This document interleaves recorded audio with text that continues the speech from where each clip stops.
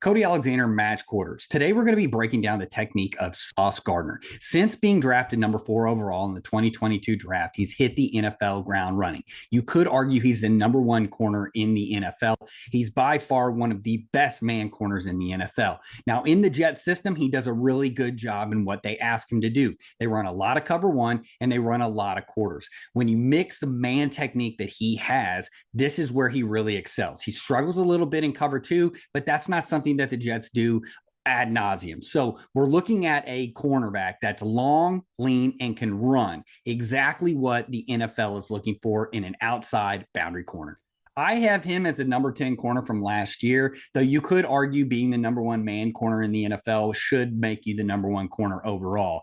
Again, we are just looking at this. This is obviously biased off of the Jet scheme. They don't run a lot of cover 2. He's not really great in cover 2 if you look at it, but a lot of that has to do with the fact that they don't run it. So he's not going to be ranked very high in that. And really, if you look at his stats, he doesn't have that much havoc. They don't run it that much.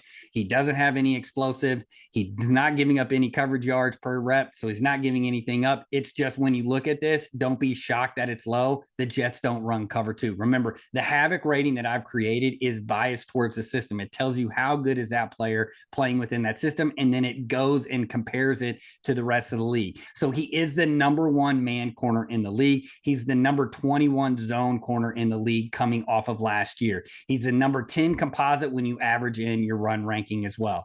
So this is somebody that has a 10% first down or touchdown ratio. That's why he, again, is one of the best corners in the NFL. You can't even argue about it anymore. This is probably the premier corner in the league right now. When you have 10% of your passes are for first downs or touchdowns, that's super low. You want that thing under 20%. He's got it at 10. He's 6'3", 200 pounds. If you remember, he came from that Cincinnati team that would go and play Georgia. The thing with him is that he played in a cover 1 dominant scheme in college and then was able to translate that into the NFL in terms of zone. Now, like I said, they don't run him a lot of cover 2. That's why he's not ranked high. But in cover 3, he is pretty good. He's in the top third of the league. He's number 3 in quarters and number 2 in cover 1 if you break it down by Havoc rating. What does that tell you? He's excellent when isolated on the outside. So he was, like I said, 4th in that vaunted draft class of 2022. If you have not gone and looked at the 2022 draft class for corners, this is just an insane amount of talent, and a lot of starting cornerbacks are coming from this. He has a 35.5% press rate, which averages about 41st in the league. Now, if we look at his heat map, you will notice he plays a lot on the left side.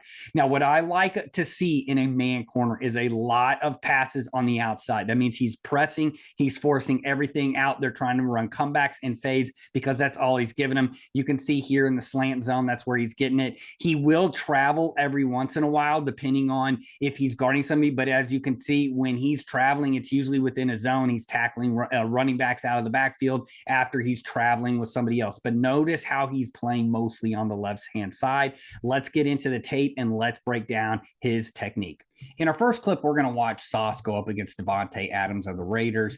Now, this is a reduction. We're going to end up seeing a motion. So you can see he's going to be pressing. He sees that we get the motion, so he knows once that he gets motion, he needs to lock in on Adams.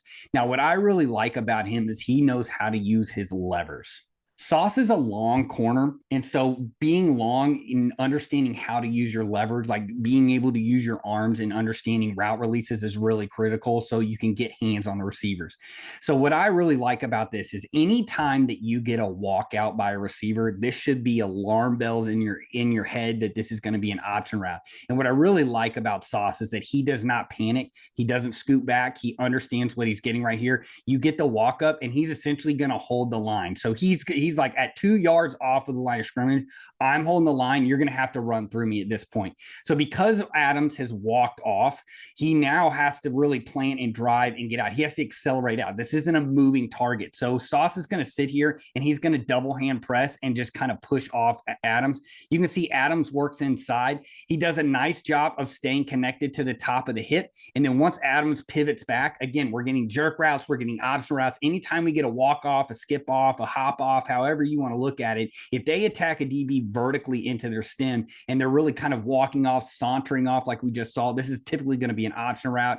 He knows he's got inside help here, so he levers the outside hip and the top hip. Once he's able to do that, he can come back inside and then attack the ball. Quarterback really has to throw this ball away from Sauce right here. It's a nice job. So I want to just illustrate how well he does it, even in a press sense in terms of a reduction. Normally, we're going to get press and it's going to be outside alignment. This is a really good look at him inside, tight, playing this, reading the release, and then just staying on top of Devontae Adams and making this thing go outside. Here we're going to get Sauce against Mechie against the Texans. He would be up at the top. Notice the safety is going to walk down, tells him they communicate. He needs to press. So again, we have another example of a reduction or a condensed set. Now we're going to get press. We're going to watch his press technique right here. He's watching the ball. Once he sees the indicator, he gets his head there. Now he has a tendency to give you a false step with the inside. Now, the more that I watch this technique, the more I understand it. There's a big kind of, this is the camp that you're kind of in with this false step of, hey, we don't necessarily want to have a false step. The only reason why I'm okay with it is notice how the receiver too is, he's kind of resetting his feet too. He's not really attacking vertically. So you're not getting a speed release. Even if you are, that false step on the inside, watch it as it's now followed immediately by a kick step back. So he's pressing and then moving back. If he gets a speed release to the outside, that little kick step inside, and then if we get a speed release, he's actually opening himself up to be able to do that. So it's almost like a proactive step that you would typically see or a peer step is another term for that. Here, he's actually going to bring that foot forward and then immediately kick step this thing back. It sets his hips open to the outside, but notice how his shoulders are square. So he still has a two-way go on this. Now, Mechie's going to kind of skip around, and then he's going to plant and then try and work vertically inside. Now, I really like this right here. Sauce is going to press on that shoulder. Once he gets necessarily even with him, that's when that hand's going to come off, and he's just going to he's going to sit there, and he's just really trying to feel where Mechie is going. Now, right here, notice how Mechie is trying to dig him out and get even. So what this is telling me right now is that I'm going to get two things at this point. I'm either going to get a rounded off and ends up being a corner, or he's going to work vertically and work to the dig. Now, what he understands is that he has a post safety. So if we end up getting a post, I'm just going to fit in trail position right here, and I'm perfectly fine. But if I get a dig, I'm going to nail down on that. So I'm actually going to play the intermediate route, knowing that I'm probably getting some sort of in-breaking route. And if it does end up being a corner route, I'm just going to roll through that thing, and I'm going to force the moonshot over top of it. So he's in really good position right here. As the play progresses, you can tell right here that Mechie's trying to kind of just work vertically and not necessarily lean back on Sauce, knowing that he's not running a corner route. So right here, alarm bells should be going off saying, okay, I'm probably getting a dig or a post. Right here, we get the dig, and Sauce does a really good job of undercutting this and almost making the pick. So let's go from the beginning again. We're going to get that little false step, but we get the kick step with it. Mechie's going to give him a little shake. He works to the outside, knowing that he has post inside. He's going to press, slow down the receiver. He's going to roll into it and then lean on the receiver. By leaning on the receiver, you're feeling that receiver and where he wants to go. If he's trying to get away from you, his route's going inside. If he's trying to lean on top of you and gain control, then that thing's probably going to roll back over onto a corner, especially from an inside release like this. He feels Mechie separate from him. He knows he's getting a dig, so he undercuts it because Mechie kind of floats vertically. He knows he's got a post player on top, so he undercuts it and almost makes a pick right here. Here's another shot from the Houston Texans game. Again, he normally plays on the left side, so he's going to be down here going up against Brown. Now, we have another reduction, but we have a wide defensive end because of the down at distance. We're kind of getting hurried to the line. He's going to give you a little bit of a kick step back just to resettle, but what I love about it is he keeps his feet underneath of him. He's never going to be wide. For a guy that's 6'3", you really don't ever see his feet just completely splayed out. Now, I would say that he probably plays a little bit too tall, but he has such quick hips and he has such fluidity within the way that he moves, and he's quick. He's fast. He can catch up. So I do understand a little bit of that, but the only knock you could really have on him is that sometimes he does end up standing up. But when your feet are underneath of you at all times, you really are okay a lot of the time. So what he's going to end up doing here is he hops into the inside, he gets this speed release, and then this is what I was talking about earlier with kind of that false step. Now, he doesn't end up having a false step here because he's working back, but this is essentially what would happen is you plant with that foot, and then now you can kick step and open up. So right here, we're getting a speed release outside.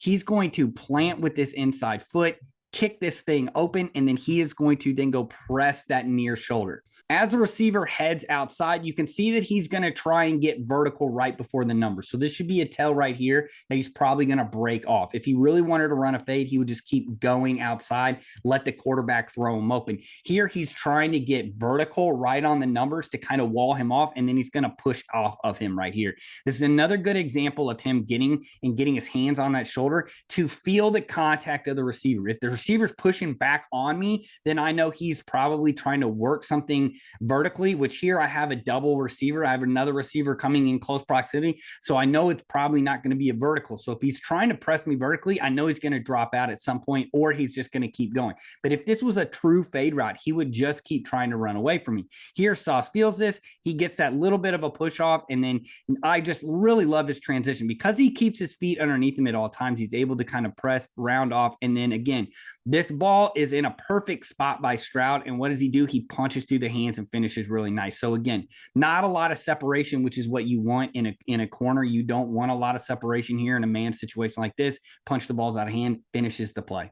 Here we have Sauce again playing on the left against Dotson of the Commanders. This is a really great example of how fluid his hips are. For a 6'3" corner, having fluid hips like this is just, you're an alien. And this exemplifies why he's one of the best corners in the NFL. So we're going to get a peer step outside to protect that. Now, he's got safety help inside. We're playing quarters. So he knows right now I'm playing it almost like bumpers on bowling, right? So I have a safety who's taking this quarter. I need to ride the hash and take this.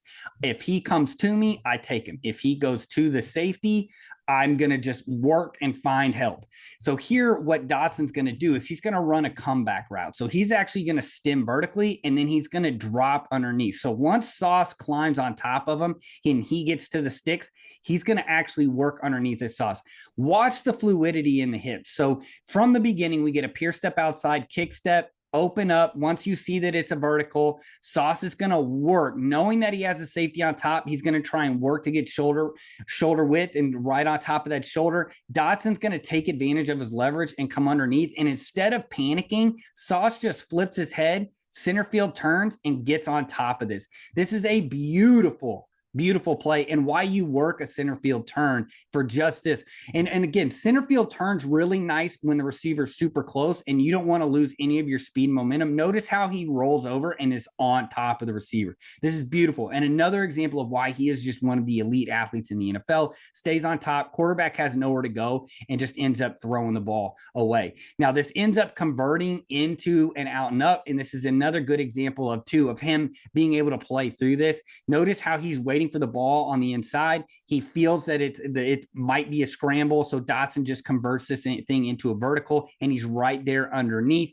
He's going to knock that hand down, get into a controlled position, and then look back for the ball. The ball's already gone and out of bounds. In our final clip, we're going to be watching Sauce against Johnston against the Chargers. So he's going to be up top here. So we already saw the dig. We saw the sail route. Now we're going to get that corner route from the inside from this condensed set here. They motion over to get two receivers, so then motioning him back. Once we get away motion, I know that I'm going man right now. Okay, so Sauce does a really good job. He gives you that little false step again, but then he again, we're getting that kick step off of it. He's kind of caught in no man's land, but he does a really good job of seeing that inside stem. So notice how we're going to get this inside stem, and departure speed is really important. He is burning off of this. Sauce sees this, so he knows he's going to have to open up and get right into that hip pocket, which is exactly what he does right here. Once we see that Johnson's aiming for the safety, he knows he's got to suction cup it because the safety, again, is working this way. So they're creating layers within their coverage. You have a cover 2 safety here. You got a quarter safety that's working back to the backside. They created a 3-by-1, so he's going to tricks this or poach this thing on the backside. You see Sauce get to the suction cup of that hip. Notice how he feels that receiver rounding off of him. What does he do? He's going to go and run the route for the receiver, get in that hip pocket. And again, what we want to do in this situation here, the receiver technically has the cap controlled, right? He's on top. But what we want to do as a DB is make this thing a moonshot.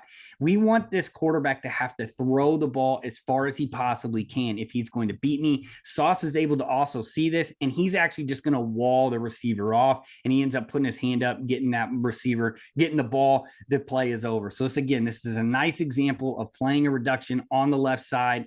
You notice how he gets that quick release on the inside. He knows he's getting a poach safety, so he's going to suction cup this. Once he feels the receiver lean back on top of him, notice how he puts his hand out there to kind of knock the receiver off. He's then going to get in the hip pocket and essentially get in phase with the receiver, force a moonshot, and then knock the ball down. It's a great job by Sauce Gardner.